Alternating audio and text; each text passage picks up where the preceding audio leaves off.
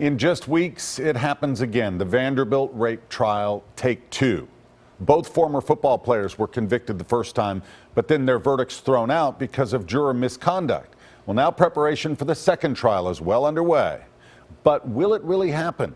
Nick Barris now with the very latest, including the chances of a plea deal.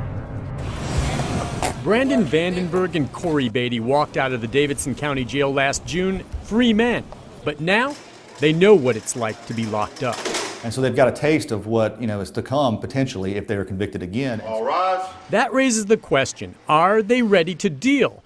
The two former Vanderbilt football players were convicted of raping a female student on campus in 2013, but the verdicts were tossed, the judge citing an unfair bias by the jury foreman. So will there really be another trial? I expect this case to go to trial. District Attorney Glenn Funk said last spring he intends to prosecute again. He swears to tell the truth, the whole truth. At the same time, defense lawyers for Beatty and Vandenberg weren't so sure. Can't imagine anybody really and truly, if they were being honest, wants to go try this case again.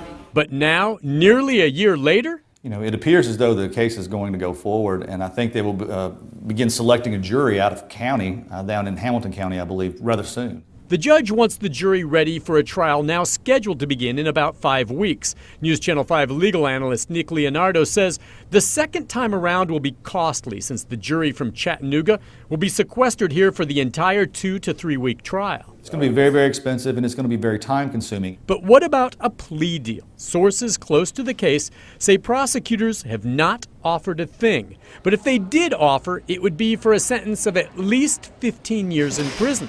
Has the jury reached a verdict?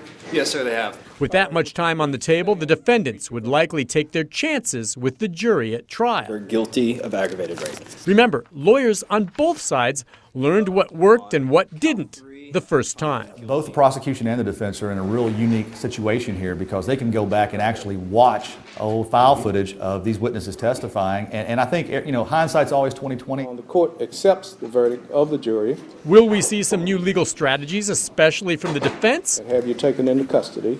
We'll find out when the trial begins on April 3rd. That'll be all. Good evening. Nick Barris, News Channel 5.